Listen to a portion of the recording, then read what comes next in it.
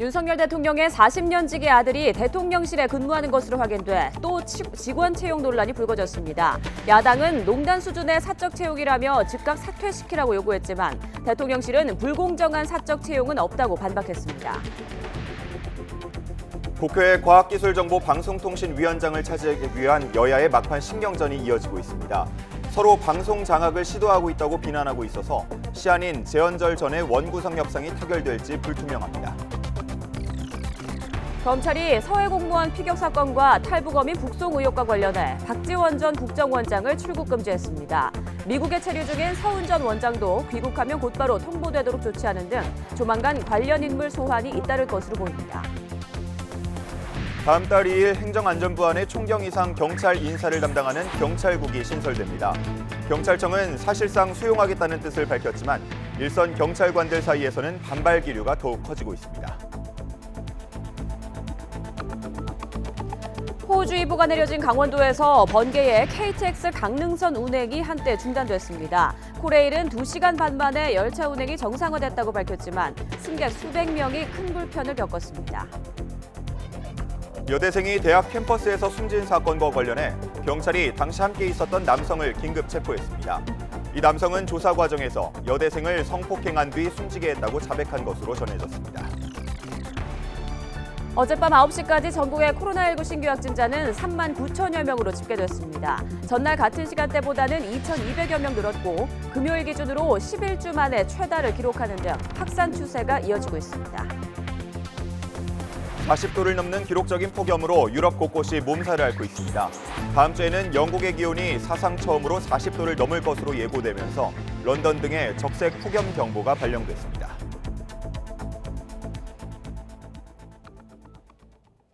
시청자 여러분 안녕하십니까? 토요일 굿모닝 YTN 시작합니다. 대통령실에서 또 직원 채용 관련 잡음이 불거졌습니다. 윤석열 대통령의 40년지기 아들이 대통령실에 근무한다는 보도가 나온 건데요. 대통령실은 불공정한 사적 채용은 없다고 강하게 반박했습니다. 조은지 기자입니다. 지난해 5월 당시 야인이던 윤석열 대통령은 권성동 의원과 강릉에서 회포를 풀며 사실상 처음 정치 참여 의지를 드러냈습니다. 그런데 이 자리에 참석했던 우모 씨 아들이 현재 대통령실에 근무하는 것으로 확인됐습니다. 서울대 성악과 출신으로 유학을 다녀오고 무대에도 여러 번 섰던 30대 초반 우 씨는 사회수석실 행정요원으로 근무하고 있습니다. 지난 대선 기간 윤석열 당시 후보에게 1,000만 원의 고액 후원을 했던 사실도 뒤늦게 드러났습니다. 당장 야당인 더불어민주당은 윤 대통령의 외가 육촌 동생과 코바나 콘텐츠 전 직원 등에 이어 농단 수준의 사적 채용이라고 맹공을 퍼부었습니다. 차라리 고양이에게 생선 가게를 맡기는 것이 더 나을 것 같습니다. 윤석열 대통령 부부는 즉각 사적으로 채용된 사람들을 모두 공개하고 이들을 사퇴시키기 바랍니다. 하지만 대통령실은 불공정한 사적 채용은 없다고 일축했습니다. 보도된 인사들은 모두 선거 캠프부터 활동하고 대선 승리에 공헌했으며 능력과 역량에 맞춰 공정하게 채용했다고 밝혔습니다. 후원금도 적법한 과정으로 냈고 채용과 관계가 없다고 선을 그었습니다. 또 다른 관계자는 YTN 통화에서 우 씨 부자는 윤 대통령과 인연이 전혀 없다면서 권성동 원내대표의 정식 추천을 거쳐 일하게 됐는데 그마저도 가장 낮은 9급 행정요원이라고 설명했습니다.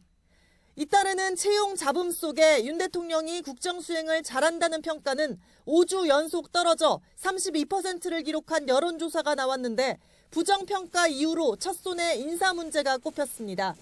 취임 초 검찰 출신과 남성 서울대 편중 지적부터 최근 잇단 지인 채용 논란 등 크고 작은 인사구설이 끊이질 않는 겁니다. 이는 외부의 공세라기보다는 다양한 분야와 여러 직군, 세대가 모인 대통령실 안팎에서 임기 초 치열하게 힘겨루기 하는 권력투쟁의 과정이라는 뒷말이 나오고 있습니다. YTN 조은지입니다. 이런 가운데 국민의힘 권성동 당대표 직무대행 겸 원내대표가 최근 사적 채용 논란을 빚은 대통령실 행정요원은 자신이 추천한 것이라고 밝혔습니다. 권 직무대행은 어제 SNS에 논란이 된 대통령실 사회수석실 행정요원은 과거 자신의 지역구 사무실에서 자원봉사 활동을 했고 성실한 청년이라 대선 캠프 참여를 권유했다고 설명했습니다. 이어 대선 캠프에서 역량을 인정받아 인수위와 대통령실에서 근무하게 된 것이라며 정년 보장도 없는 별정직 9급 행정요원을 두고 추측과 비약으로 정치 공세를 펴는 민주당이야말로 불공정하다고 비판했습니다. 권성동 당대표 직무대행 체제가 국민의힘 의원총회에서 추인받은 이후 권 대행은 명실상부한 여당 내 원톱이 됐는데요. 아직은 신중한 모습이지만 내친 김에 차기 당권 도전 계획을 구체화할 것이라는 관측도 나오고 있습니다. 강진원 기자의 보도입니다. 국민의힘 윤리위원회가 성접대 증거인멸 교사 의혹을 받는 이준석 대표의 당원권을 6개월 동안 정지시킨 지난 8일. 권성동 원내대표는 이 대표의 처지를 당헌상 권리가 아닌 사고로 봐야 한다고 강조했습니다. 이 대표가 당원 자격을 아예 잃어서 대표직에 복귀할 수 없는 게 아닌 만큼 새 대표를 뽑는 대신 자신이 직무를 대행하겠다는 겁니다. 6개월 업무가 정지되는 거기 때문에 사고로 해석해서 직무대행 체제로 보는 것이 맞다는 것이 다수의 의견입니다. 권성동 대행의 이런 입장은 이후 권 대행과 윤석열 대통령의 회동 그리고 의원총회를 거쳐 공식화됐습니다. 당대표 직무대행 체제로 당 운영에 최선을 다하겠습니다. 대내외적 경제 위기와 지지율 하락 등 악재가 이어지는 상황에서 서둘러 내홍을 수습해야 한다는 공감대가 여권 내에서 힘을 얻은 것으로 풀이됩니다. 그런데 이는 내년 4월에야 원내대표 임기가 끝나는 권 대행에겐 차기 당권 도전의 기회가 됐습니다. 조기 전당대회를 치렀다면 중간에 원내 수장 자리를 내려놓고 출사표를 던져야 했기 때문입니다. 내년 6월 정식 전당대회 때까지 최대한 시간을 벌면서 언론과 여론의 조명을 한몸에 받아 존재감을 드러낼 수 있게 된 겁니다. 물론 차기 당권 도전 가도가 그리 호락호락하진 않습니다. 당장 한시적이긴 하지만 당대표와 원내대표 권한을 독점한 권 대행에게 집권 여당에 대한 공세가 오롯이 집중될 수 있습니다. 권성동 대표의 리더십에 대해서는 신뢰를 합니다만 선거를 2번이나 이겼는데 집권당 대표를 저런 식으로 몰아내는 게 정치 더 이상 맞냐. 집권 여당에 대한 비판 여론이 고조될수록 권 대행에 대한 책임론도 커질 수밖에 없는 구조인데 경쟁자들이 이를 놓칠 리 없습니다. 지금은 각자 당내 세력화에 주력하며 숨고르기에 들어간 모습이지만 언제든 견제 수위를 높일 수 있습니다. 단기적으로 빨리 대응하는 것이 중요하지 않습니까? 그래서 모든 의원들의 의견들이 거기에 모아졌습니다. 일단 직무대리 형태로 가자. 향후 여러 가지 변화들이 생기는 것에 대한 대응은 또 그때그때 다시 할 수밖에 없습니다. 당사자들은 부인하고 있지만 윤핵관의 또 다른 축인 장제원 의원과 조기 전당대회 등을 놓고 미묘한 기류가 감지되는 것도 권 대행 입장에선 부담입니다. 여기에다 이준석 대표에 대한 경찰 수사 결과에 따라 당 윤리위 징계에 대한 이 대표의 반발 또는 이 대표 사퇴론이 거세질 수 있습니다.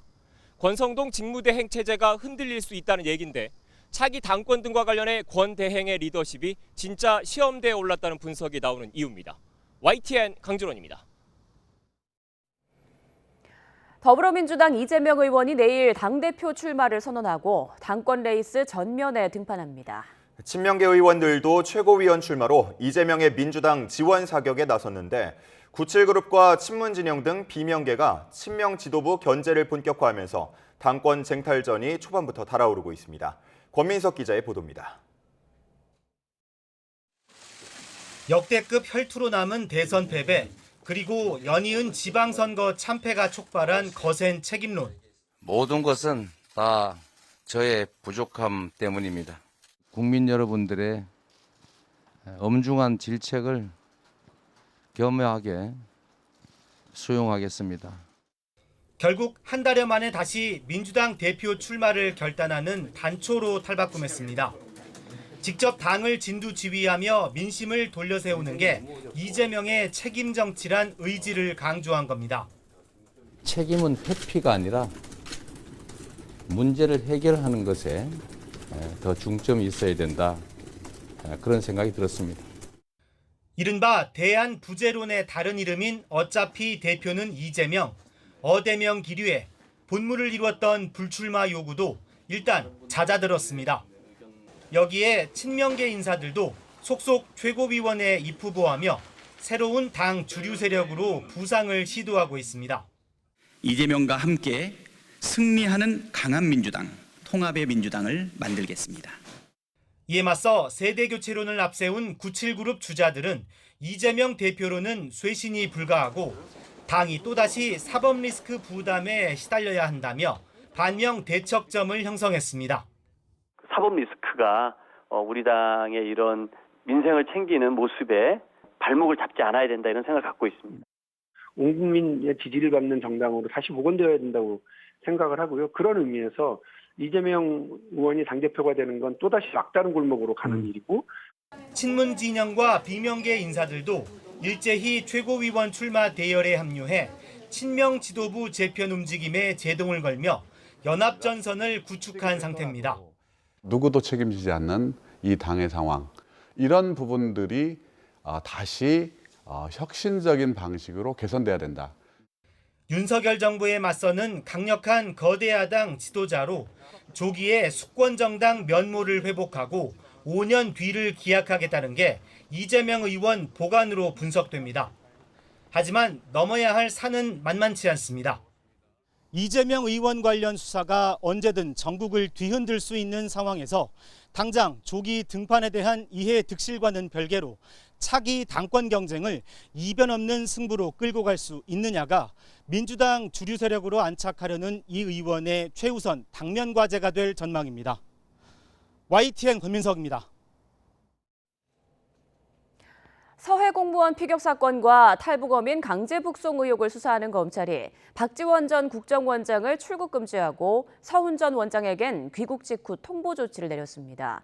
국민적 관심이 큰 사안에 대한 실체적 진실을 신속하게 규명하기 위해서라는 게 검찰의 설명입니다. 우철희 기자입니다. 문재인 정부 대북 관련 사건을 수사하고 있는 서울중앙지방검찰청이 국가정보원에서 고발한 두 전직 원장에 대한 강제적인 조치에 나섰습니다. 서해 공무원 피격 사건과 관련해 사건 관련 첩보 보고서 등을 무단으로 삭제한 혐의를 받는 박지원 전 원장을 출국 금지 조치한 겁니다. 탈북어민 강제 북송 의혹과 관련해 합동 조사를 조기에 강제 종료시킨 혐의 등을 받는 서훈 전 원장은 미국 체류 중인 것으로 알려져 귀국 직후 검찰에 통보되도록 조치했습니다. 검찰 관계자는 국민적으로 관심이 큰 사안에 대한 실체적 진실을 신속히 밝혀야 하는 상황에서 수사 지연을 막기 위한 조치라고 설명했습니다. 두 전직 국정원장 외에도 사건 관련자들에 대해 출국 금지 등 필요한 조치를 취했다고도 밝혀 출국 금지 대상자가 더 있을 가능성도 시사했습니다. 박지원 전 원장은 출국 금지가 알려진 뒤 자신의 SNS에 예나 지금이나 검찰에 보여주기식 뒷북치기는 검찰총장 출신 대통령 정부에서도 계속된다고 비판했습니다. 검찰 수사는 속도를 내고 있습니다. 탈북어민 강제 북송 의혹과 관련해 북한 인권단체 관계자를 고발장 접수 사흘 만에 조사했습니다.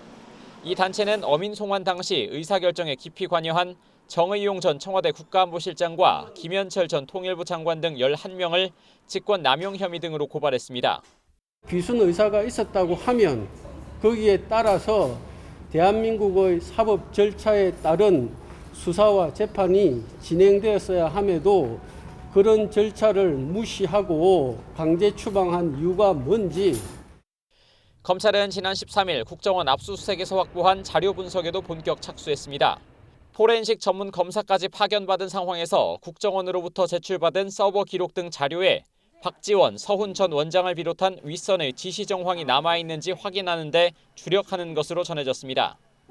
여기에 더해 공무원 피격과 강제 북송 의혹 수사팀에 이미 검사 3명이 파견된 가운데 북송 의혹 수사팀에 검사 1명을 충원하는 방안까지 검토하고 있습니다. 문재인 정부 당시 외교안보 라인 상당수가 수사선상에 오른 상황에서 검찰 수사는 전방위로 진행되는 모습입니다. 조만간 공무원 피격과 어민 북송에 직접 관여했던 인물들의 소환에 이어 국방부를 비롯한 관계부처들의 추가 압수수색도 이어질 전망입니다. YTN 우철입니다. 다음 주 외교안보부처의 업무보고가 열릴 것으로 예상되는데요. 이를 계기로 새 대북 정책이 나올지, 또 나온다면 무엇보다 북핵 문제에 대한 기조가 무엇인지에 관심이 집중될 것으로 보입니다. 구수본 기자가 보도합니다. 윤석열 대통령은 다음 주 후반 외교 통일 국방장관으로부터 새 정부 업무보고를 받을 예정입니다. 이에 맞춰 대북 정책 기조도 모습을 드러낼 것으로 관측됩니다. 정부가 그동안 담대한 계획을 강조해 왔는데 북한 비핵화 시 대북 지원 방안 등의 구체적인 내용이 담길지 주목됩니다. 북한이 어느 정도 비핵화에 대한 의지나 초기 조치 정도는 취해야 되겠죠. 그런 것이 없이 그냥 먼저 제재 완화를 줄 수는 없을 거예요. 미국 입장에서 특히. 박진 외교부 장관도 새 정부의 대북 정책은 북한의 미래를 번영으로 바꿀 수 있는 내용이 포함될 것이라고 강조해 왔습니다. 이를 위한 북한 비핵화 방안으로 일종의 단계적 비핵화가 거론됩니다. 우리가 북한을 차근차근 또 스텝 바이 스텝 이런 비핵화로 유도할 수 있는 여러 가지 또 인센티브들이 들어가게 될 것입니다. 담대한 계획이 그것을 하나의 통틀어서 이야기할 수 있는 개념입니다. 권영세 통일부 장관도 북핵 문제는 우리 안보와 직결된 만큼 비핵화 노력에 집중할 필요가 있다고 강조했습니다. 그러면서 비핵화 이전에 아무것도 하지 않겠다는 뜻은 아니라고 덧붙였습니다. 윤석열 정부는 북한의 실질적 비핵화라는 원칙은 견지화돼 북한 비핵화와 남북관계 발전 등의 선순환 동력을 만들어갈 수 있다면 그 선후를 구분하지 않고 실용적으로 접근할 것입니다. 윤석열 정부 출범 이후 별다른 언급을 하지 않고 있는 북한이 새 대북 정책에 어떤 입장을 나타낼지가 향후 남북관계의 변수가 될 전망입니다. YTN 구수본입니다.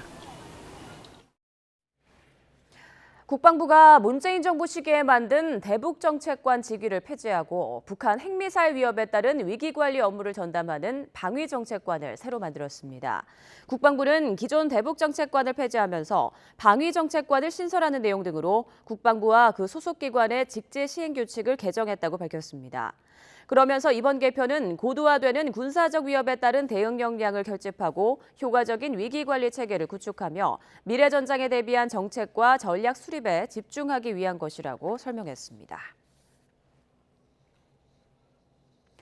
행정안전부 내 경찰 지휘 조직인 경찰국이 다음 달 2일 출범합니다. 이상민 행정안전부 장관은 정부 서울청사에서 경찰국 신설을 핵심으로 한 경찰제도 개선 최종안을 발표했습니다. 경찰국장은 치안감이 맡고 총괄, 인사, 자치경찰 등 3개과를 설치합니다. 경찰국은 총경 이상 경찰공무원에 대한 임용 제청, 경찰 관련 중요 정책의 국무회의 상정 등 업무를 수행합니다. 행안부는 또 경찰제도 개선과 관련한 법 개정 사항 등을 논의하는 경찰제도 발전위원회를 국무총리 소속으로 설치할 예정입니다. 이 같은 경찰제도 개선 방안에 대해 경찰청은 경찰제도 본질이 훼손되지 않도록 하겠다며 사실상 수용 입장을 밝혔습니다. 하지만 일선 경찰관들 사이에선 반발 기류가 한층 고조되면서 논란은 더 확산될 것으로 보입니다. 임성재 기자입니다. 행안부가 경찰국 신설을 공식 발표하자 경찰청은 사실상 수용 의사를 밝혔습니다. 경찰청은 두 쪽 분량 입장문에서 경찰제도 개선 방안을 마련하는 과정에서 경찰제도의 기본 정신이 반영되도록 노력했다고 설명했습니다. 특히 경찰 내부에서 강한 반발을 산 행안부 장관의 지휘 규칙에서 수사나 감찰 등을 제외해 중립성이 침해되지 않도록 했다고 강조했습니다. 현장 동료들의 기대에 충분히 부응하지 못해 아쉬움이 없는 건 아니지만 경찰제도의 본질적 이념과 가치가 훼손되는 일이 없도록 최선을 다하겠다고도 밝혔습니다. 하지만 경찰 내부에선 반발 기류가 커지고 있습니다. 행안부의 경찰제도 개선 방안뿐 아니라 경찰청의 공식 입장문에 대해서도 항의 표시가 잇따랐습니다. 댓글을 달았다가 스스로 삭제하는 이른바 릴레이 댓글 삭제가 100건 넘게 이어졌습니다. 그동안 경찰국 신설 철회를 촉구하며 집단 행동을 주도해온 경찰 직장협의회도 대응 방안을 모색하고 있습니다. 경찰국이 설치가 됐다는 것은요, 관료 집단하고 정치 집단에 의해서 통제를 받는다는 건데 과연 이런 방식의 경찰 통제가 접근하는 것이 옳은 것인지 걱정도 되고요. 일부 직협 관계자들은 행안부 발표가 상위법인 정부조직법이나 경찰청법에 위배되는지 살피면서 효력정지 신청이 가능한지 검토하고 있는 것으로 알려졌습니다. 오는 21일엔 윤익은 경찰청장 후보자와 직협 대표 19명이 간담회를 열 예정인 가운데 어떤 이야기가 오갈지 관심이 쏠리고 있습니다. YTN 임성재입니다. 호우주의보가 내려진 강원도에선 내리침 번개에 KTX 강릉선 운행이 중단되면서 승객 수백 명이 큰 불편을 겪었습니다. 수도권에서는 공장 화재가 잇따랐습니다. 밤사이 사건 사고 소식 홍민기 기자입니다. 서울에서 강릉으로 향하는 KTX 강릉선 열차 안. 승무원이 승객들에게 열차가 지연될 수 있다며 안내합니다. 열차가 지연 운행될 수가 있습니다. 그리고 진구에서부터 동해를 여쪽하면은 버스를 아마 연계하게 될 거예요. 강릉행과 서울행 등 KTX 2대가 강릉 안익역 근처에서 멈춘 건 어제 저녁 7시 반쯤. 열차에 전기를 공급하는 설비에 벼락이 떨어지면서 열차 운행이 중단된 겁니다. 코레일은 열차를 주변역으로 견인한 뒤 대체 버스를 제공했지만 운행이 1시간 넘게 지연되면서 승객 290여 명이 큰 불편을 겪었습니다. 지금 8시 반차인데 열차가 지연돼서 1시간 20분 동안 대기하고 있습니다. 내일 아침에 일찍 나가야 되는데 집에 늦게 도착할 것 같아서. 천재지변이긴 하지만 낙뢰가 떨어져서 강릉 여기서부터 출발을 못하게 되면 직원이 해결을 빨리 와서 해주셔야 되는데. 코레일은 2시간 반 만인 밤 10시쯤 복구를 마치고 모든 열차가 정상 운행됐다고 밝혔습니다. 비슷한 시각 강원도 횡성군에서는 주택에서 불이 나 한 채가 완전히 탔습니다. 다친 사람은 없었는데 소방당국은 높은 지대에 있던 집에 벼락이 떨어져 불이 난 걸로 보고 정확한 원인을 조사하고 있습니다. 어제 저녁 8시쯤엔 경기도 광주시 종이상자 제조 공장에서 불이 났습니다. 휴일 빈 공장이라 다친 사람은 없었지만 공장 2동이 모두 타면서 소방서 추산 1억 원에 달하는 재산 피해가 났습니다. 경기도 파주시의 가구 공장 창고에서도 불이 나 소파와 침대 등과 함께 건물 300여 제곱미터가 탔습니다. YTN 홍민기입니다. 인하대 여대생이 캠퍼스 안에서 피를 흘리며 쓰러진 채 발견돼 병원으로 옮겨졌지만 결국 숨졌습니다. 경찰은 당시 함께 있었던 남성이 성폭행한 뒤 숨지게 한 것으로 보고 긴급 체포해 조사하고 있습니다. 윤성훈 기자의 보도입니다. 인하대학교 공과대학 건물 주변에 접근을 금지하는 폴리스 라인이 쳐졌습니다. 경찰 과학수사대가 소방 사다리를 타고 올라가 건물 외벽을 조사합니다. 새벽 3시 50분쯤 이 건물 앞에서 1학년 재학 중인 여대생 A씨가 머리에 피를 흘리며 쓰러진 채 발견됐습니다. 심정지 상태였던 A씨는 곧장 인근 병원으로 옮겨졌지만 숨졌습니다. 수사에 나선 경찰은 주변 CCTV를 통해 술에 만취한 A씨를 데리고 건물로 들어가는 20대 남성의 모습을 확인했습니다. 같은 학교 1학년생인 B씨였습니다. 경찰은 유력한 용의자로 판단해 곧바로 신병을 확보했습니다. B씨는 조사 과정에서 A씨를 성폭행한 뒤 사망에 이르게 했다고 자백한 거로 알려졌습니다. A씨와는 서로 얼굴만 아는 사이로 각각 다른 계절학기 수업의 시험을 마치고 함께 술을 마신 뒤 범행을 저지른 거로 조사됐습니다. 경찰은 B씨를 강간치사 혐의로 긴급 체포하고 숨진 여대생과의 관계와 정확한 사건 경위 등을 조사하고 있습니다.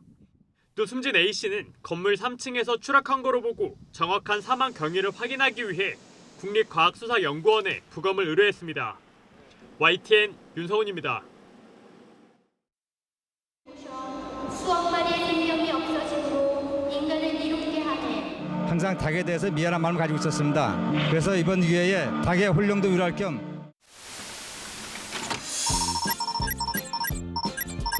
뭐 해 드실 거예요? 저 삼계탕. 예. When you get hot, then you eat hot, then you refresh yourself.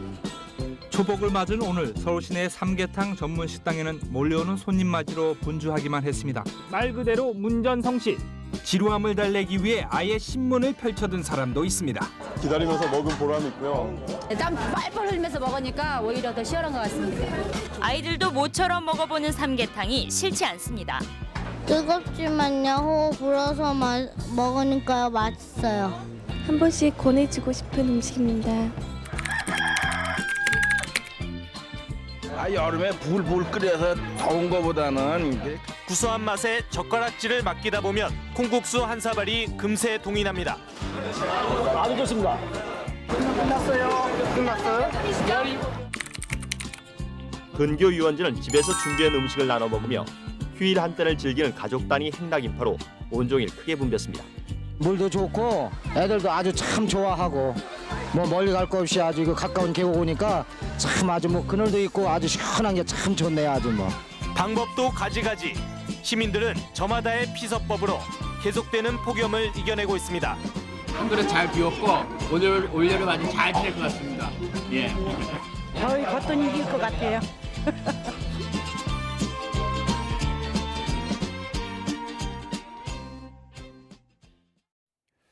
네, 오늘도 초복을 맞아서 삼계탕 찾는 분들 많으실 텐데요.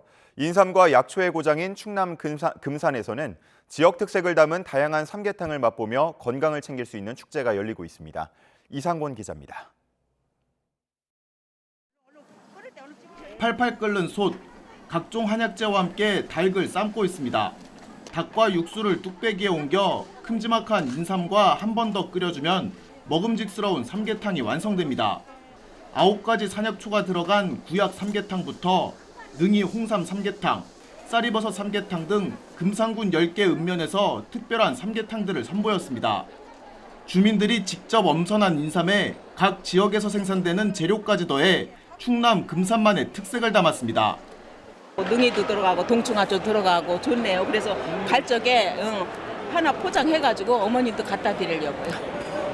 올해로 2번째를 맞이한 금산 삼계탕 축제. 다양한 삼계탕을 맛보며 건강까지 챙길 수 있어서 그런지 관광객들의 반응도 좋습니다. 인삼도 아주 큼직한 게 2개씩이나 들어있고요. 한번 와볼만 해요. 아주 좋아요. 그 여름을 잘 이겨낼 것 같아요.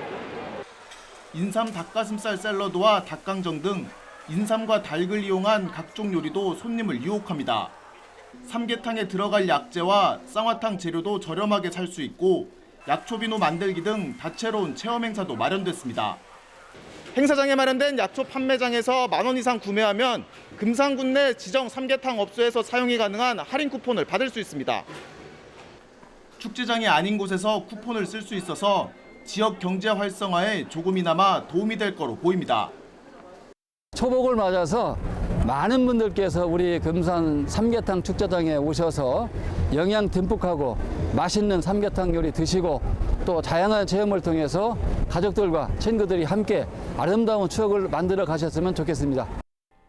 금산군은 매년 7월 7일을 삼계탕의 날로 지정하고 축제 개최 시기를 정례화하는 방안을 검토하고 있습니다. YTN 이상곤입니다. 네, 이렇게 건강을 챙기는 건 좋지만 복날 닭이나 오리 요리를 드실 때 주의해야 하는 복병이 있다고 합니다. 바로 캠필로박터 식중독인데요. 특히 7월에 환자가 급증한다고 합니다. 기정훈 기자입니다. 펄펄 끓는 뚝배기 속 다소 곳이 다리 모은 닭 한 마리. 부쩍오른 가격이 부담되지만 복날엔 역시 삼계탕입니다. 하지만 여름철 삼계탕의 복병은 식중독입니다. 닭이나 오리의 내장에서 많이 발견되는 캠필로박터 제주니균이 식중독을 일으키기 때문입니다. 최근 5년간 캠필로박터 식중독을 앓은 사람은 1,900여 명. 2019년 잠깐 줄었다가 계속 늘었습니다. 특히 이 가운데 절반 가까운 900여 명은 초복이 시작되는 7월에 발생했습니다. 또 식중독의 원인이 밝혀진 980명 가운데 절반 이상은 닭과 오리 등 가금류를 포함한 육류 조리 음식 때문이었습니다. 캠필로박터 감염은 생닭을 손질할 때 주로 일어납니다. 생닭을 만진 손으로 다른 식재료를 만지거나 생닭을 자른 칼과 도마로 채소 등을 자르면서 교차 오염이 되는 겁니다. 닭 요리를 할 땐 채소와 다른 재료를 먼저 손질하고 닭은 나중에, 또 닭의 속까지 완전히 익도록 하는 게 중요합니다. 중심 온도 75도씨 이상에서 1분 이상 가열해야 합니다. 보관할 때도 냉장고라고 안심하면 안 됩니다.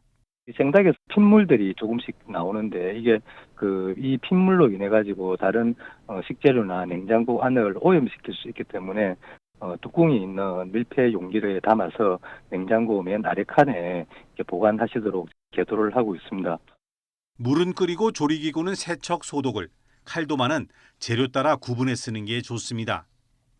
여기에 식재료 보관 온도를 지키는 것까지가 식중독 예방 6대 수칙. 누구나 알 만한 쉬운 얘기지만 실천하지 않으면 누구나 식중독에 걸릴 수 있다고 전문가들은 경고합니다. YTN 기종훈입니다.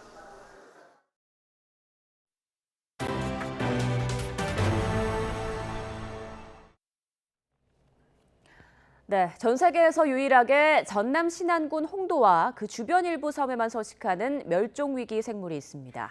바로 참달팽이인데요. 인공증식 노력 끝에 20마리가 고향 홍도에 방사됐습니다. 최명신 기자가 보도합니다. 원추리꽃 축제가 한창인 다도해 해상국립공원 홍도. 꽃 잎사귀 아래 풀숲에 섬의 보물이 몸을 숨기고 있습니다. 홍도에만 서식하는 세계적인 희귀종 참달팽이입니다.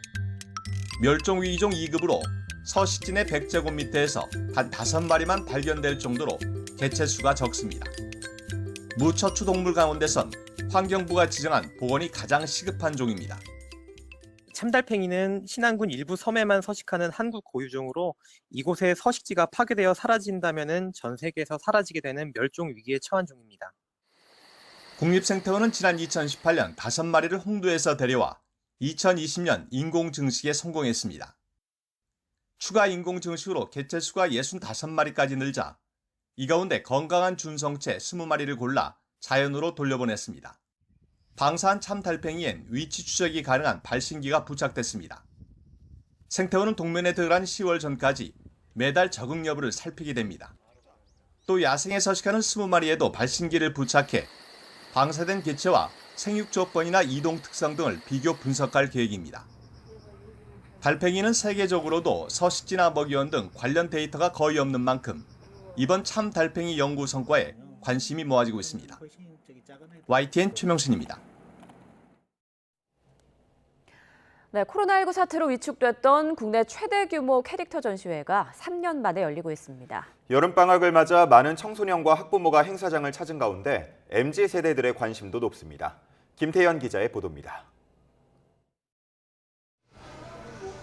뽀로로를 비롯해 로보캅, 폴리, 무민, 미피 등 국내외 유명 캐릭터들의 인기는 여전합니다. 매년 10만여 명이 방문하는 국내 최대 규모의 캐릭터 산업 전시회가 3년 만에 7월 개최로 정상화됐습니다. 코로나 사태로 제대로 열지 못하다가 지난해에는 11월 말에야 열렸습니다. 방학을 맞은 어린이들이 친숙한 콩순이와 사진을 찍으며 즐거운 시간을 보냅니다. 개그맨 김준호 씨도 자신이 개발한 캐릭터 홍보에 나섰습니다. 콩순이랑 사진을 같이 찍으니까 기분이 좋았어요. 친구들이랑 놀러와서 재밌었고 아기 때 봤던 캐릭터를 다시 보니까 재밌었어요. MZ세대를 겨냥한 캐릭터도 호응을 얻고 있습니다. 이 기업은 소비 트렌드를 주도하는 20대 중후반 여성층을 겨냥해 반려동물 캐릭터를 선보였습니다. 코가는 반려동물 시장과 함께 그 캐릭터 사업을 육성하기만 해보기 위해 가지고 그쪽 시장을 한번 만들어 보고 싶어 가지고 강아지 고양이 캐릭터로 만들었습니다. 막 창업한 기업을 지원하는 루키 프로젝트에는 50명이 선정됐습니다. 신진 기업의 부스를 살펴보면 MZ세대는 캐릭터 공급자이면서 곧 고객임을 알 수 있습니다. 제가 지금 창업한 지 얼마 안 됐기 때문에 신규 캐릭터를 홍보하기 위해서 루키 프로젝트에서 20대에서 30대 여성과 0세에서 10세 아동들을 타겟으로 캐릭터를 홍보하기에 참여를 하고 있습니다. 농심 너구리와 대한제분 곰표 등의 캐릭터들이 어떻게 다양한 상품으로 변모하는지를 보여주는 공간도 마련됐습니다. 비즈니스 존에서는 바이어들과 만나고 전문적인 금융과 법률 상담도 받을 수 있습니다. YTN 김태현입니다. 고타바야 라자팍사 스리랑카 대통령이 공식 사임했습니다. 마힌다 야파 아베이 와르데나 스리랑카 국회의장은 성명을 통해 고타바야 대통령이 합법적으로 사임했으며 그의 사임계가 수리됐다고 밝혔습니다.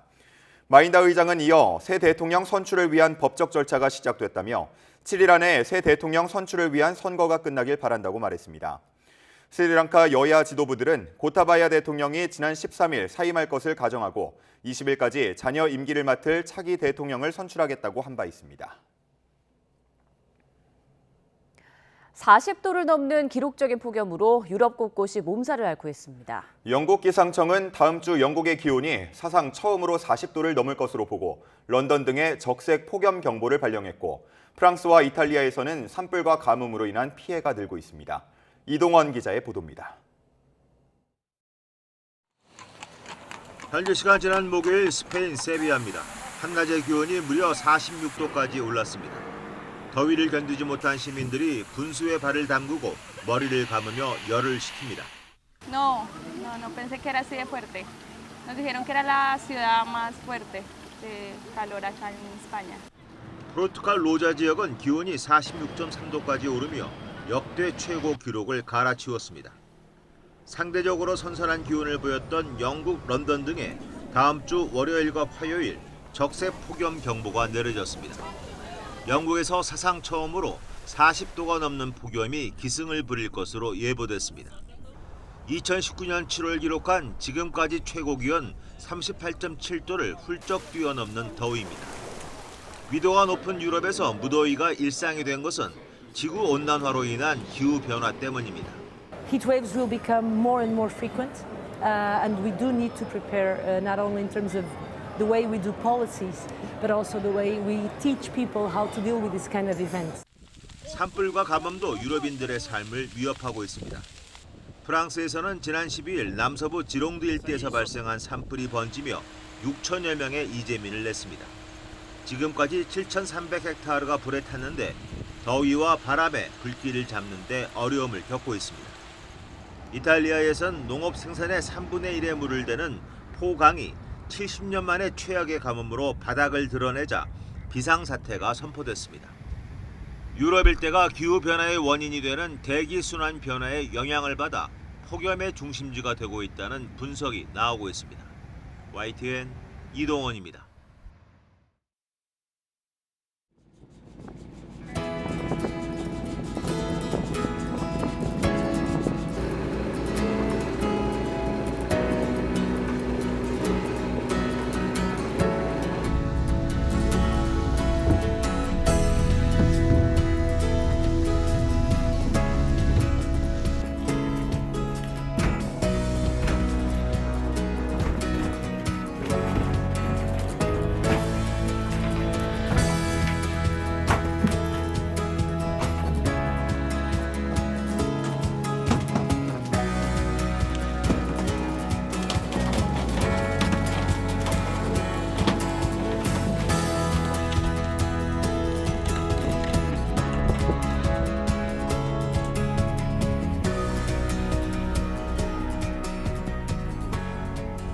今この春の登りガツオにも脂が乗って昔の登りガツオは脂が全然なかったあっさりしたカツオやったけどね今年の登りガツオなんかはもう下りガツオみたいな感じで脂べっとりのカツオに変わっていますね。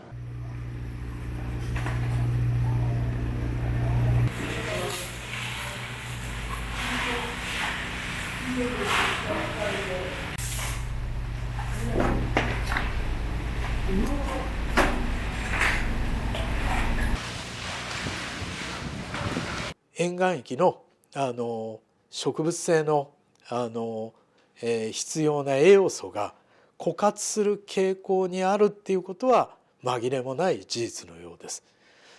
ですから結果的に沿岸域のカツオのその資源量水揚げが大幅に減ってきている一つの原因としてこういう地球温暖化の影響も当然あるだろう。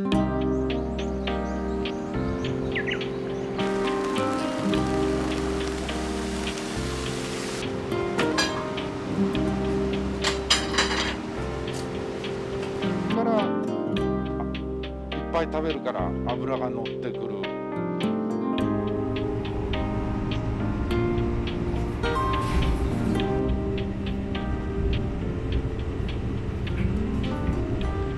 20年ほど前から、カツオの漁獲が少なくなって仕入れが大変難しくなってきております。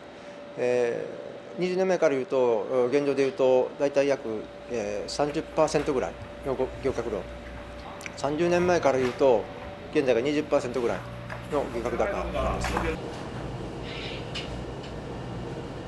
現状でいうと今のところはそのカツオがなくてお出しできないっていうことではないんですが、ただそれが近い将来、それが本当に見込める、このまま放っておくと本当にカツオがいなくなるっていうのはだいたい予想ができる。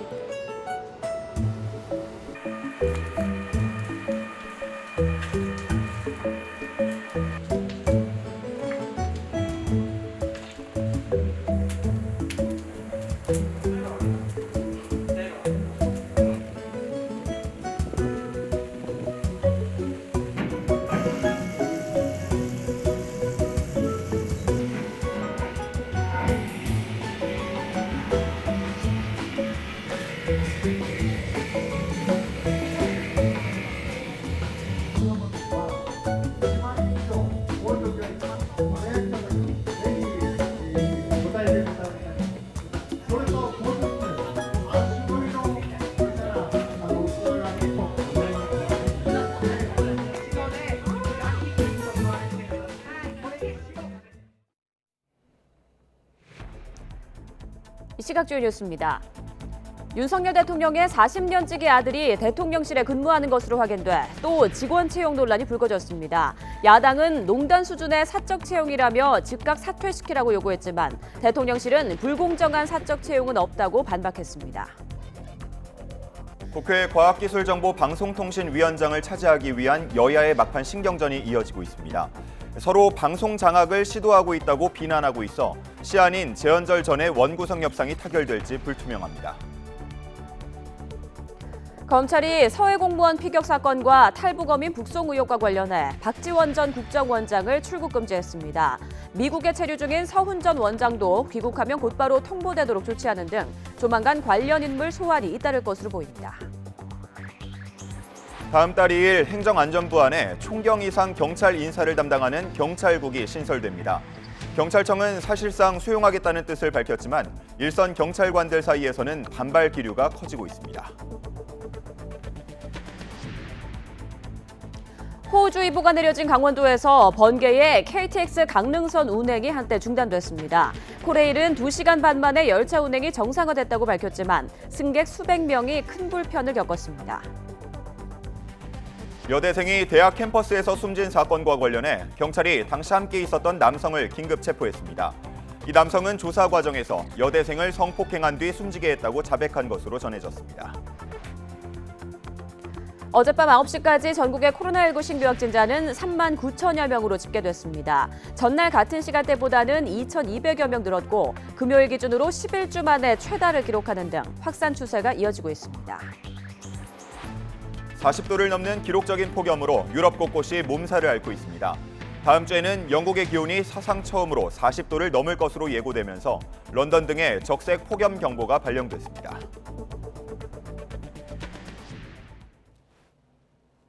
네, 굿모닝 YTN 이어갑니다. 원구성 협상을 이어가고 있는 여야가 국회 과학기술정보방송통신위원회를 두고 막판 신경전을 이어가고 있습니다. 서로를 향해 방송 장악 시도가 아니냐며 비판을 쏟아냈는데요. 극적 타결에 이를 수 있을지 주목됩니다. 이경국 기자입니다. 여야의 원구성 협상이 국회 과방위원장 자리를 두고 막판 진통을 겪는 상황.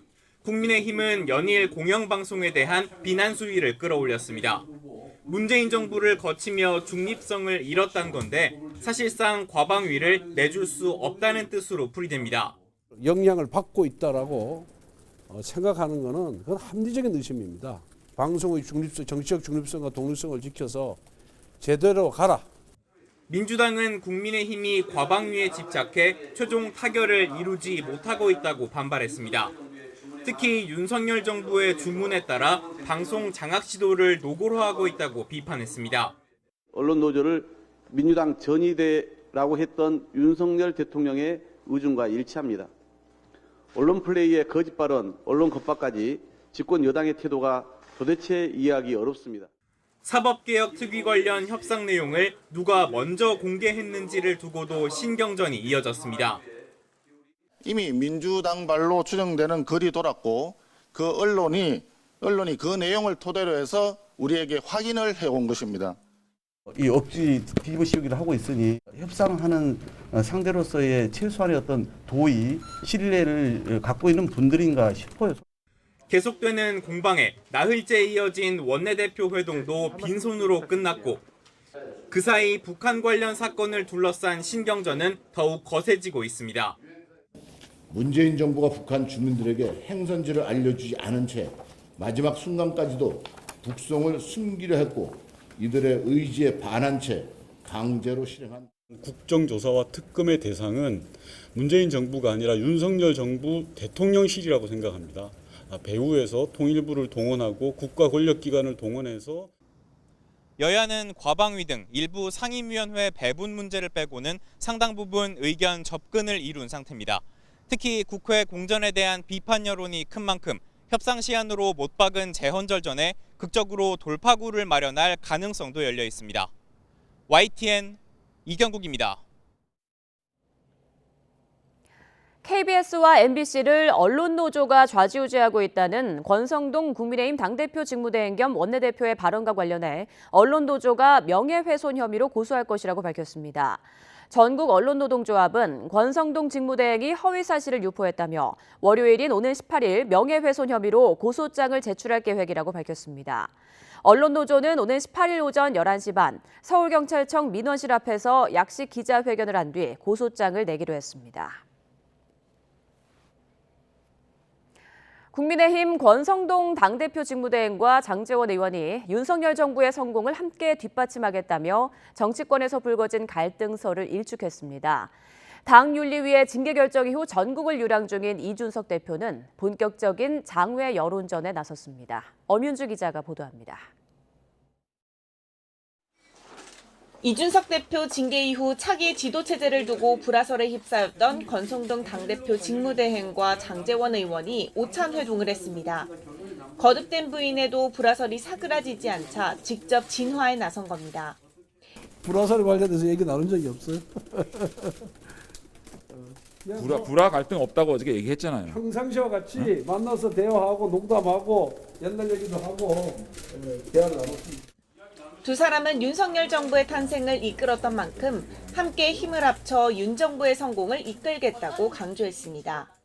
앞으로 어떻게 우리 힘을 합해서 윤석열 정부를 제대로 뒷받침할 것인가 이런 부분에 대해서 잠시 대화를 나눴고 우리는 어떤 경우에도 윤석열 대통령 성공을 위한 뒷받침을 잘하는 걸로.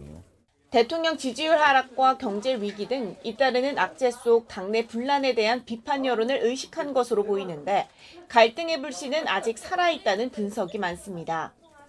친윤계 일각에서 이준석 대표의 조기 사퇴와 전당대회 개최를 통해 새 지도부를 구성해야 한다는 목소리가 여전히 나오고 있기 때문입니다. 이 상황을 풀 수 있는 것은 이준석 대표예요. 그러니까 이준석 대표의 관계를 어떻게 설정해 나오고 또 그 이준석 대표가 어떤 결단을 내려주느냐 압박하라는 뜻이 아니라 서로 정치적으로 어떤 출구를 만들어갈 필요가 있다.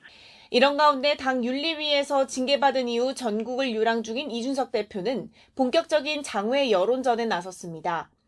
SNS를 통해 자신과의 만남을 신청받은 데 이어 밤사이 4,000명 정도가 이에 응했다는 사실까지 공개하며 지지층 결집을 과시했습니다. 예상과 달리 윤리위 재심 청구는 물론 가처분 신청 등 법적 대응도 하지 않고 있는 이준석 대표. 사실상 징계를 수용하면서 6개월 뒤 복귀 여부를 가를 경찰 수사에 집중할 것이라는 관측이 나오고 있습니다. YTN 엄윤주입니다. 더불어민주당 유력 당권 주자인 이재명 의원이 내일 당대표 출마를 공식 선언합니다. 이 의원의 당권 도전이 임박하자 국민의힘은 다수당의 방탄 대표를 노린 사리사욕 출마라며 총공세에 나섰습니다. 정현우 기자입니다. 민주당 이재명 의원은 선거 패배 책임론을 정면 돌파하겠다는 의지로 전당대회 출마에 연이틀 쐐기를 박았습니다. 재헌절 오후 국회에서 기자회견을 열고 당권 도전을 공식 선언하기로 했습니다. 책임은 회피가 아니라 문제를 해결하는 것에 더 중점이 있어야 된다. 그런 생각이 들었습니다. 민생이 너무 어렵고 또 우리 국민들의 고통은 점점 깊어져 가는데 대항마로 나선 97그룹 당권 주자들을 중심으로 이 의원의 사법 리스크를 부각하며 당내 신경전이 고조되자 친 이재명계는 당내에서 이 의원을 공격하는 건 통합을 해치는 문제라며 엄호에 나섰습니다. 전 그런 분들이 어떻게 우리 당원들을 갖다가 통합시키고 이 당을 보호할 수 있을런지 저는 의심스럽다고 저는 생각합니다. 이럴 때 같이 싸워줘야 되는 거 아니겠습니까? 국민의힘은 이재명 대세론을 비꼬면서 방탄 출마, 사리사욕 출마라며 맹공을 퍼부었습니다. 당권 주자로 거론되는 김기현 의원은 SNS에 당선을 미리 축하하지만 사법 리스크는 민주당의 리스크가 될 거라고 꼬집었고 당 차원에서도 방탄 배지에 이어 방탄 갑옷을 갖추겠다는 심산이라고 비판했습니다. 자유민주주의를 기본으로 한 대한민국의 헌법을 채택하고 공포한 국경 이래 숱한 권력형 범죄 의혹 중심에 있는 이 의원의 출마 선언 소식은 웃지 못할 아이러니입니다. 연일 이재명 의원의 나를 세워온 박지원 전 비대위원장도 피선거권 논란을 무릅쓰고 당대표 출마를 강행했습니다. 이재명 의원은 나오지 말아야 한다는 비판과 함께 포부도 밝혔지만 무관용 원칙으로 신속하게 처리하는 시스템을 맞춰 민주당에 다시는 성폭력에 발붙이지 못하도록 하겠습니다. 팬덤과 결별하고 민심을 받드는 민주당을 만들겠습니다. 권리당원 자격을 얻지 못한 만큼 후보 등록이 반려될 가능성이 크다는 관측입니다. 이재명 의원의 출마 예고로 민주당 당권 경쟁이 본격적으로 불붙을 것으로 보이는 가운데 지지세가 약해진 여권까지 이재명 대세론 비판에 가세하면서 전국 주도권 다툼으로도 번지는 양상입니다. YTN 정윤호입니다. 윤석열 대통령은 비탄감이 도덕적 해이를 부를 수 있다는 지적에 대해 더 큰 사회적 비용을 막기 위한 선제 조치라고 강조했습니다. 또 노무현 정부 시절 청와대 정책실장을 지낸 변양균 전 실장을 경제고문으로 전격 발탁했습니다. 박서경 기자입니다. 윤석열 대통령이 전날 발표한 이른바 B2 청년층 채무탕감 방안을 놓고 역차별 지적이 나오자 직접 이해를 구했습니다. 방치해서 비용이 커지기 전에 적기에 선제적으로 조치하는 게 국익을 위한 일이라는 겁니다. 완전히 부실화돼서 정부가 뒷수습을 하기보다는 선제적으로 적기 조치를 하는 것이 국가 전체의 이런 후생과 자산을 지키는데 기묘한 일이라고 저는 판단합니다. 전날 주재한 2차 비상경제민생회의 비공개 회의에서도 이미 도덕적 해이 문제가 거론됐습니다. 하지만 윤 대통령은 논의 끝에 여러 우려에도 불구하고 이 같은 방안이 지속 가능한 발전을 위해 필요하다고 결론 내린 것으로 전해졌습니다. 또 한정적 재원으로 모두를 도울 수 없는 만큼 사회적 약자, 취약계층, 청년층 위주 핀셋 지원이 필요하다고 강조한 것으로 알려졌습니다. 이와 함께 윤 대통령은 노무현 정부 시절 청와대 정책실장과 기획예산처 장관을 지낸 경제통 변양균 전 실장을 경제고문으로 전격 발탁했습니다. 혁신과 공급 측면에서 4차 산업혁명에 부합하는 철학을 피력한 인사라고 소개했습니다. 혁신이라는 측면에서 공급 측면에서 4차 산업혁명 산업구조에 좀 부합하는 그런 철학을 아주 오래전부터 피력하신 분이라. 변 전 실장은 경제자문위원회 같은 특정 소속이 아닌 개별적 지위로 자문위원 역할을 해나갈 예정입니다. 변 전 실장은 지난 2007년 신정아 사건으로 공직에서 물러났고 구속되기도 했는데 당시 수사 담당자가 윤 대통령이었던 과거 인연으로도 주목을 받고 있습니다. 뜻밖의 인사라는 평가도 나오고 있는데 결국 능력주의 원칙이 반영된 것으로 보입니다. 이번 파격 발탁이 경제위기 국면에서 새 정부 경제원팀에 또 다른 활력을 일으킬지 주목됩니다. YTN 박서경입니다.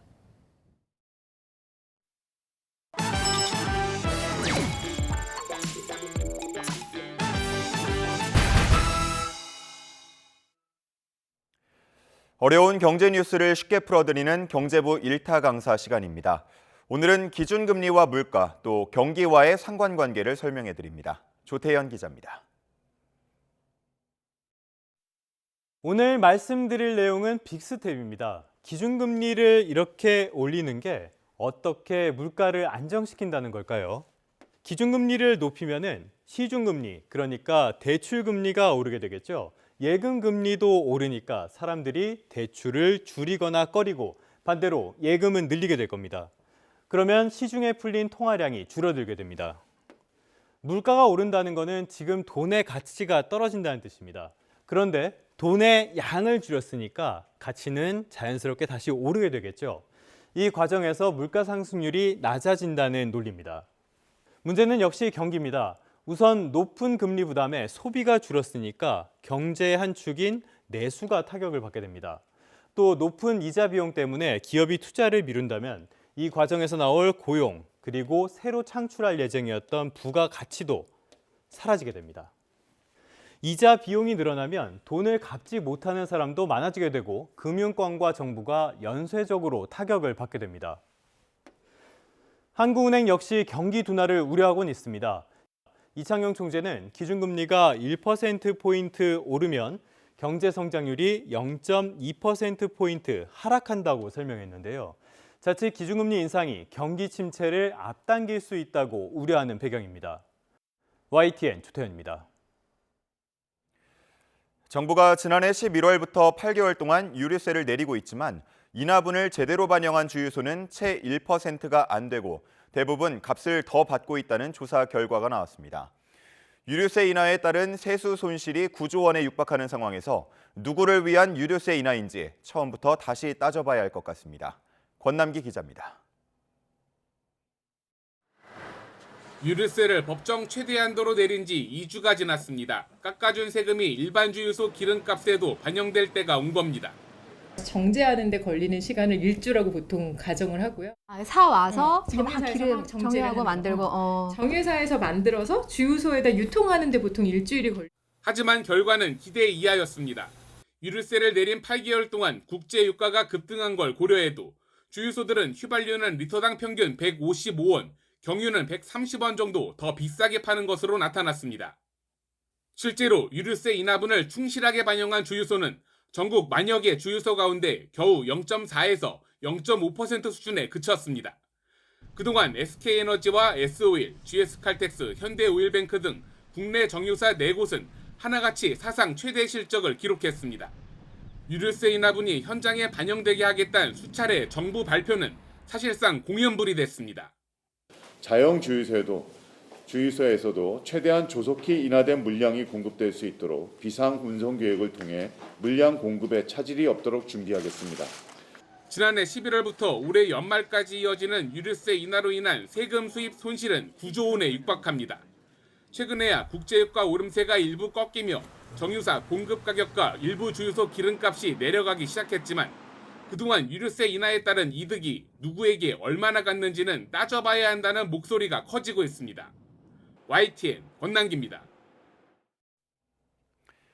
최근 빅데이터 분석이나 가상현실 기술이 진화하면서 부동산 업계에도 이를 접목해서 새로운 시도를 하는 기업이 늘고 있습니다. 직접 현장을 가지 않아도 매물을 확인할 수 있고 구체적인 주변 환경이나 시세 파악이 가능합니다. 최기성 기자가 취재했습니다. 공인중개사 류지은 씨가 전세로 나온 매물을 가상현실, VR 카메라로 구석구석 촬영합니다. 이렇게 찍은 영상으로 비대면 중개를 진행하면 일정 조율이나 시간 제약 없이 집 내부를 편하게 살펴볼 수 있습니다. 직접 발로 움직이시기보다는 이제 손으로 이제 집을 찾는 그런 시장으로 바뀐 것 같다라고 생각이 들어요. 집주인분이 계시면 집 보기 조금 어려운 부분이 있을 수도 있는데 그런 부분 없이 편안하게 집 내부도 다 이제 확인하실 수 있다라는 좋은 점도 있고. 부동산 플랫폼 앱을 설치한 뒤 대화를 신청하면 중개사와 직접 만나지 않아도 상담이 가능합니다. 지금 그러면 이사는 뭐 따로 정해지신 날짜가 있으신 건가요? 제가 신혼부부인데 지금 내년에 결혼할 거라서 올해 안에만 입주할 수 있으면 되거든요. 한 부동산 빅데이터 기업은 아파트 정보만 한 곳에 모아 제공하고 있습니다. 각종 통계를 취합한 뒤 정리해 시각화했는데 거래가 가장 많은 아파트가 어디인지뿐 아니라 주변 학군이 어떤지 등도 나옵니다. 최근에는 정비사업 예정지 소식을 공유할 수 있는 온라인 커뮤니티와 거래 현황을 보여주는 시스템도 구축했습니다. 어떤 기준을 가지고 내가 재개발 혹은 재건축을 선택해야 될지가 굉장히 중요한 시장인데 그걸 일반 국민들이 알기가 굉장히 좀 어렵습니다. 그런 부분을 좀 쉽게 제시해드리는 콘텐츠라고 보시면 좋을 것 같습니다. 아파트와 다르게 면적이 제각각인 탓에 정확한 담보가치 산정이 쉽지 않은 빌라 수요자를 위해 자동으로 시세를 산정해주는 기업도 있습니다. 축적된 국토교통부 실거래가 등을 바탕으로 학습한 인공지능이 몇 초 만에 시세를 보여주는데 일부 1,2금융권 업체는 실제로 대출 심사 업무에 이 자료를 활용 중입니다. 토지대장이나 건축물대장 등 서류를 발급받아 내용을 파악하거나 현장을 방문해서 조사하는 수고를 덜어주는 겁니다. 적어도 하루 이틀, 길게는 2, 3일 이상의 시간이 소요가 됐다고 한다면 저희 시세 정보를 활용을 해서 필요한 대출 여부에 대해서 즉각적으로 상담을 받을 수 있고 새로운 기술 도입으로 부동산 시장은 빠르게 변하고 있습니다. 다만 변화 과정에서 신규 업계와 기존 업계 사이의 갈등은 불가피해 보입니다. YTN 최기성입니다.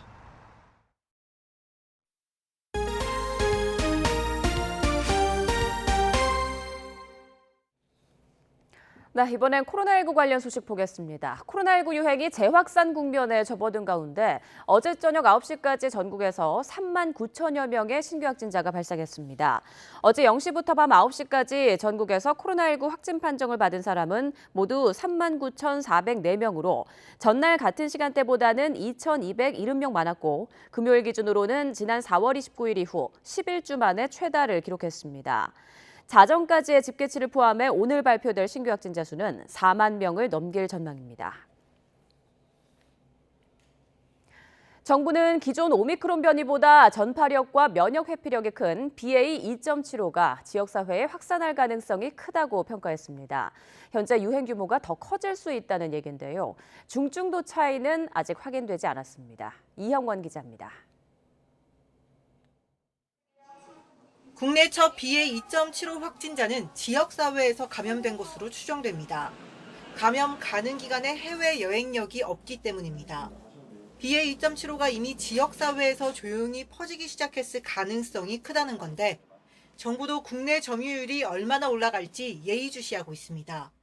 지역사회를 중심으로 확산될 가능성은 있다고 보고 있고 우세적인 위치를 차지하게 될지를 지속적으로 모니터링하겠습니다. BA.2.75는 반인 반수를 의미하는 켄타우루스라고도 불리는데 그만큼 기존 변이와 특성 차이가 큰 것으로 분석됩니다. 사람 세포로 침투하는 스파이크 유전자의 변이가 더 일어나 BA.2보다 면역 회피력이 크고 지금까지 나온 변이 가운데 전파력이 가장 큰 BA.5를 능가할 것으로 예측됩니다. 이 BA.5보다 한 두 군데서 좀 조사를 했더니 3배 내지 9배가 빠르다는 얘기가 나오고 있는 거예요. 너무너무 차이 나는 것이 전파력. 너무나 빨리 날아다닌다 이거죠. 빠르게 확산해 환자가 급증할 수 있지만 위중증 사망 피해와 직결되는 중증도가 큰지는 아직 확인되지 않았습니다. 이에 정부는 당장 입국자 검역 강화 등 방역 대응을 바꿀 필요가 없다고 판단했습니다. 다만 국내 점유율이 올라간다면 전파력 외에 치명률 등을 종합적으로 고려해 관련 대책을 검토하기로 했습니다. YTN 이영훈입니다. 연세대 청소노동자 집회에 대해서 일부 재학생이 소송에 나선 이후 청소노동자들의 근무 환경에 대한 관심이 커지고 있습니다. 이들은 샤워실이나 휴게실을 요구하고 있고 대학 측에서는 법적으로 시설을 마련할 의무가 없다는 입장인데요. 그럼 실제 근무 환경은 어떤지 황윤태 기자가 동행해봤습니다. 서울 신촌에 있는 연세대에서 청소하는 박모 씨의 하루는 새벽 5시쯤 시작됩니다. 새벽이라 에어컨도 켜지 않는 복도와 화장실을 구석구석 청소하다 보면 10분도 채 지나지 않아 땀방울이 맺히기 시작합니다. 등줄기로 막 흘러내려요. 급한 대로 팔을 씻어보지만 다시 땀나기 시작하는 데는 오랜 시간이 걸리지 않습니다. 청소 노동자들이 샤워장 설치를 요구하자 대학 측에서는 5년 동안 사용 금지했던 곳을 다시 열기도 했습니다. 이마저도 걸어서 10분 거리에 있습니다. 여름 날씨에 1시간 휴식 시간을 쪼개 오가다 보면 다시 땀에 젖어버린다는 게 청소 노동자들의 설명입니다. 학생들이 옆에 지나가면 혹시 나한테 땀 냄새가 날까 봐 교수님이나 좀 걱정이 되고 그래요. 염려가 되고. 이 때문에 청소 노동자들은 샤워시설 추가 설치를 요구하고 있지만 열악한 상황입니다. 박 씨가 일하고 있는 건물에 설치된 샤워실입니다. 안으로 들어와 보시면요. 자, 샤워기가 고장나 있어서 사실상 창고로 쓰이고 있는 실정입니다. 지하 1층과 교수 연구실, 계단까지 청소를 마치면 어느새 3시간 반이 훌쩍 지난 아침 8시 반. 잠시 쉬기 위해 휴게실을 찾는데 열악하긴 이곳도 마찬가지입니다. 곰팡이를 막기 위한 종이가 덕지덕지 붙어있고 하나 있는 창문은 고정되어 반만 열립니다. 이마저도 지하주차장 입구 쪽으로 열려있어 매연과 소음이 그대로 들어옵니다. 저거를 틀잖아요? 그러면 엄청 시끄러워요. 박 씨를 비롯한 연세대 청소 노동자들은 5달째 처우 개선을 요구하며 집회를 이어가고 있습니다. 이들의 요구사항은 휴게실 개선과 샤워실 설치, 인력 충원과 시급 440원 인상입니다. 청소 노동자들의 집회 소음으로 학습권을 침해받았다며 학생 3명이 소송에 나선 이후 오히려 대학 안팎에선 연대 움직임이 이어지고 있습니다. 이에 학교 측은 장기적으로 처우 개선을 할 의지가 있다는 입장을 밝혔지만 아직 구체적인 계획은 세우지 않고 있습니다. 지난 3월 서울지방노동위원회가 내놓은 시급 400원 인상 권고에 대해서도 아무런 응답이 없는 상태입니다. 집회 또 계속 하고 있으니까 자기가 동결하자고 했냐고 또 청막가 앞에 서서 허리에 손 얹으면서 그러고 있는 거예요. 우리가 동결하자고 했냐고, 죄 준다는데 당신들이 안 받지 않냐고. 인연을 어떻게 받습니까? 연세대 측은 청소 노동자들의 요구사항에 대해 다른 학교와의 관계 등 민감한 사안이 있어 입장을 밝히기 어렵다고 답변했습니다. 청소 노동자들이 처우 개선을 요구하며 집회를 이어가는 서울 지역 대학은 연세대와 고려대를 비롯해 13곳. 청소 노동자들의 문제가 대학 울타리를 넘어 사회적 이슈로 주목받는 건 비정규직과 원청 하청 문제, 그리고 집회의 자유와 학습권 침해 논란 등 여러 복합적인 이슈들이 이 안에 담겨 있기 때문입니다. YTN 황윤태입니다. 러시아가 우크라이나에서 각종 전쟁 범죄를 저지른 사실을 유럽안보협력기구가 확인했습니다. 국제형사재판소는 이러한 경우를 처벌하기 위한 국제사회 전략을 촉구했습니다. 이종수 기자입니다. 유럽안보협력기구가 공개한 전쟁범죄조사 보고서입니다. 우크라이나에서 민간인 살인과 성폭행, 전쟁포로 학대, 납치, 대규모 민간인 이송 등 전쟁 범죄가 광범위하고 체계적으로 이뤄진 증거를 발견했다고 밝혔습니다. 보고서에 따르면 130만 명에 달하는 우크라이나 주민들이 자신들의 의지에 반해 러시아로 이송됐고 수만 명은 이송 전 사상 등을 검증하는 여가 캠프에 구금된 것으로 파악됐습니다. 특히 민간인 시신이 많이 나온 부차에선 러시아군이 일부러 민간인을 표적으로 삼아 살인을 저지른 사실도 드러났습니다. 부차의 한 건물에선 러시아군이 고문방을 운영해 자상을 입거나 구타당한 처참한 모습의 시신들이 발견됐고 일부 방에선 물고문 흔적도 나왔습니다. 이외에 러시아군이 민간인 여성들을 성폭행해 임신하게 만들거나 전투에서 민간인들을 인간방패로 삼았다는 기록도 보고서에 올랐습니다. 국제형사재판소는 우크라이나 전범들을 법정에 세우기 위한 노력을 조율하기 위한 국제사회의 중대한 전략이 필요하다고 촉구했습니다. Politicians and diplomats and others realize that promises cannot evaporate on the lips the moment that they are uttered, and the realization that to do that requires hard work, it requires stamina. And our business is evidence, not politics. 우크라이나 검찰총장은 러시아의 민간인에 대한 미사일 공습 등 전쟁 범죄가 매일 발생하고 있다고 말했습니다. It's more now than 23,000 of such cases only about war crimes. When Ukrainians are killed, tortured, raped, and so on and so on. 국제형사재판소는 앞서 지난 5월 전쟁 범죄 가능성을 조사하기 위해 42명으로 구성된 팀을 우크라이나에 보내 전쟁 범죄 증거를 확보해왔습니다. YTN 종수입니다. 미국 정부가 우크라이나를 침공한 러시아의 전쟁 범죄와 중국의 신장 위구르족 탄압 등을 올해 발생한 인류에 대한 대표적인 잔혹 행위로 비판했습니다. 미 국무부는 현지 시간 15일 이 같은 내용의 연간 잔혹 행위 보고서를 의회에 제출했다고 공개했습니다. 미 국무부는 매년 보고서를 의회에 제출하고 있는데 이번 보고서에서는 민간인 학살과 성폭력, 강제 이주 등을 거론하면서 러시아군이 자행한 우크라이나에서의 전쟁 범죄를 가장 먼저 규탄했습니다. 또 강제 수용소 등 무슬림 소수민족 위구르족에 대한 중국 정부의 탄압도 거론하며 미국은 동맹 및 파트너 국가들과 신장 지역에서 자행되는 반인도적 범죄와 대량 학살을 끝낼 것을 중국 정부에 요구할 것이라고 강조했습니다.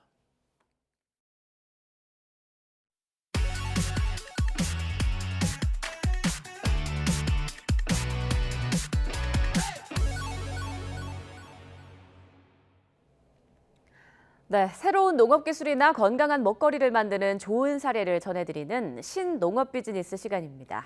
오늘은 고기의 맛과 풍미를 더욱 좋게 한다는 초음파를 이용한 숙성 고기 이야기입니다. 오점곤 기자가 취재했습니다. 새벽 배송을 통해서 냉장 상태로 도착한 돼지고기. 지인들과 함께 먹으면 더 좋을 것 같아서 야외 식탁에 판을 벌였습니다. 그런데 가만히 보니 일반 생고기가 아니고 20일가량 숙성한 고기입니다. 일반 고기에 비해 씹을수록 좀 더 그 고기의 육즙이 진해지는 느낌이고 고기가 엄청 부드러워서 일반 생고기보다 더 연하고 고기의 풍미를 더 느끼게 한다는 숙성 고기. 네, 딥 에이징, 이른바 특별한 숙성 기술의 핵심 계계가 바로 이건데요. 초음파를 이용하는 게 가장 큰 특징이라고 합니다. 해저 100m의 수압과 영상 5도의 기온, 여기에 초음파를 더해서 한두 시간가량 기계 안에서 우선 초벌 숙성을 합니다. 만물질이 형성이 돼서 감칠맛이 올라가거든요. 그리고 감칠맛이 올라가는 것뿐만이 아니라 소화가 잘 되게끔 분해가 돼 있어요. 이후에 저온 숙성 창고에서 짧게는 5일, 길게는 35일까지 습식 숙성 과정을 거치면 초음파 숙성 고기는 완성됩니다. 끊어내면서 연해지는 건데 이거는 일단 초음파를 때리면 먼저 물리적으로 고기가 미세구조 파괴를 해서 연해집니다. 초음파 노출로 숙성 기간도 절반가량으로 단축할 수 있는데 특히 소화가 잘 돼서 어르신이나 어린이의 선호도가 높은 편입니다. 우리 농진원에서는 소비자들의 먹거리 수요가 굉장히 다양해지는 만큼 푸드테크 스타트업들을 발굴, 육성하는 데 적극 노력하고 있습니다.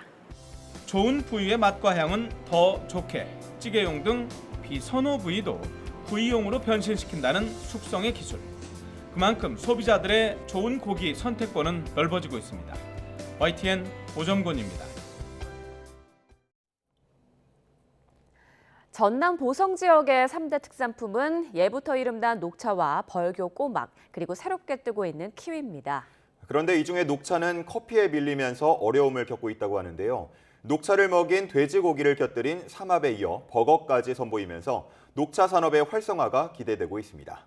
김범환 기자가 보도합니다. 대한민국 녹차 수도 전남 보성입니다. 차의 모든 것을 한자리에서 볼 수 있는 공원에서 버거 시식회가 열렸습니다. 보성 녹차를 먹여 키운 돼지고기로 만든 녹돈 버거입니다. 햄버거를 처음으로 먹어봤는데 진짜로 맛있었습니다. 회사도 돈 벌고 우리 보성군도 많은 덕을 보는 그런 계기가 됐으면 좋겠다고 생각됩니다. 녹돈 버거는 국제적 망을 갖춘 기업이 전라남도와 우수 친환경 농산물 사용 협약을 한 지 1년 만에 나왔습니다. 고품질의 국내산 식재료를 이용한 다양한 메뉴로 한국의 맛을 널리 알리고 또 지역 사회와 지역 농가의 좋은 이웃이 되도록 더욱 노력하겠습니다. 녹돈은 돼지고기의 콜레스테롤과 지방 그리고 잡내를 줄인 기능성 고기로 20여 년 전에 개발되었습니다. 보성군에서는 이미 대표적 특산품 녹차와 바닷바람을 맞고 자란 감자 그리고 쪽파를 곁들여 구워 먹는 녹돈 삼합도 선보였습니다. 이번 업무협약 체결로 보성군 농특산물 판매에 새로운 판로가 열렸습니다. 앞으로도 지역 농특산물을 이용해서 농가와 기업이 상생할 수 있는 환경을 만들어 나가는데 적극적으로 노력해 나가겠습니다. 원물대로만 마시던 녹차를 블렌딩도 하고 가공품에 식재료로까지 쓰이면서 녹차 산업이 다양하게 활로를 모색해 나가고 있습니다. YTN 김범환입니다.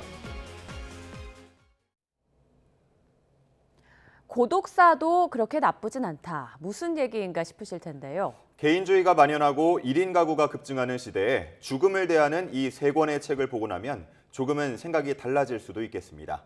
김지선 기자가 소개합니다. 이곳에 혼자 살던 60대 남성 A씨가 숨진 채 발견됐습니다. 서울 홍은동 옥탑방에서 뇌병변 장애인 B씨가 숨진 채 발견됐습니다. 아무도 지켜보지 않는 가운데 홀로 맞이하는 죽음. 앞서 기사들은 고독사를 개인의 고립을 넘어 심각한 사회 문제로 다룹니다. 그런데 준비된 개인의 입장에서 보면 고독사가 살아있는 사람들이 추측하는 것만큼 그렇게 가엾고 쓸쓸한 무엇이 아닐 수도 있다고 여기 세 권의 책은 말합니다.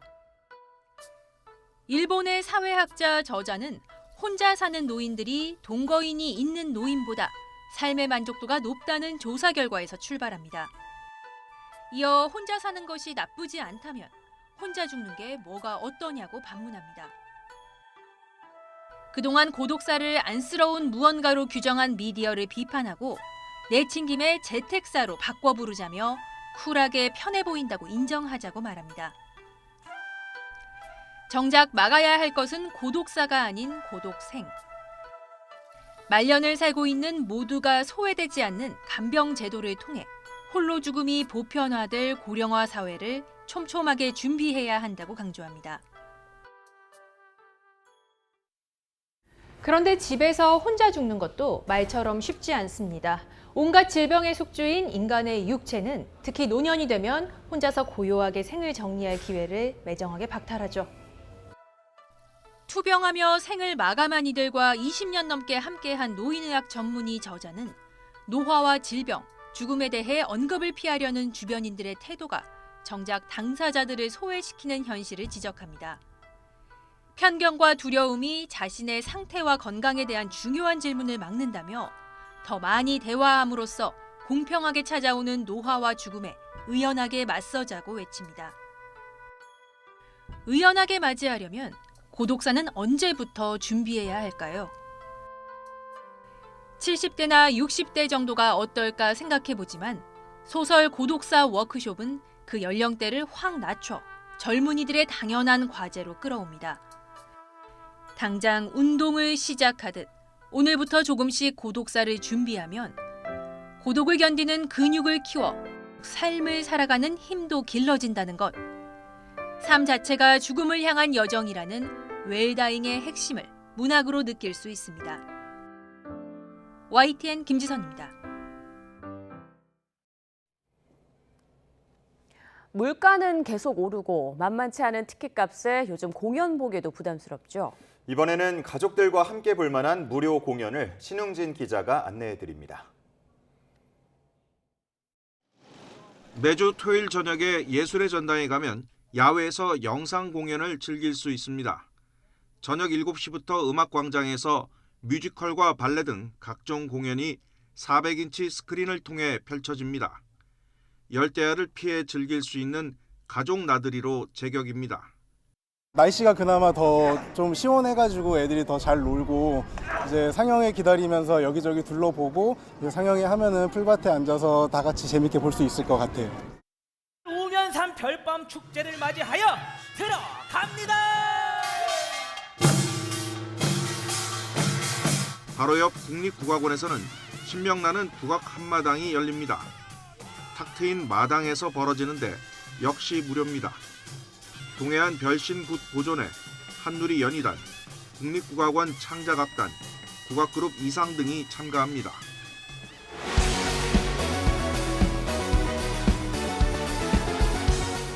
국립극장에서는 월드뮤직그룹 공명과 일렉트로닉 록밴드 이디오 테이프의 공연이 스탠딩으로 진행됩니다. 90여 분간 보컬 없이 오롯이 연주만으로 진행돼 여름밤의 해방감을 만끽할 파티 같은 무대입니다. 공연장인 해오름극장 문화광장 주변에서는 간단한 식음료와 다양한 수공예 작품을 판매하는 장이 섭니다. 이 밖에 서울시 등 거주하는 자치구의 홈페이지를 살펴보면 무료 공연 안내를 쉽게 찾을 수 있습니다. 서울 강남구의 경우 K-팝 공연이 일요일까지 이어집니다. 야외 공연 특성상 비가 오면 취소될 수 있어 직전에 꼭 확인하는 것이 필요합니다. YTN 신홍진입니다.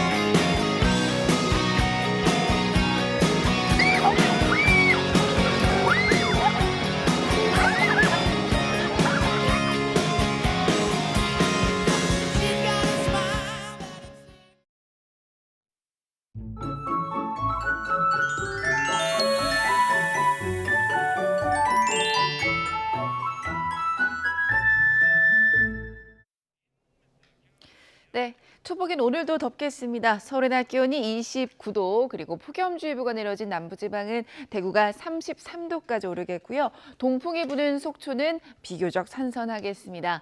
오늘 우산이 필요합니다. 대기 불안정으로 곳곳에 강한 소나기가 오겠는데요.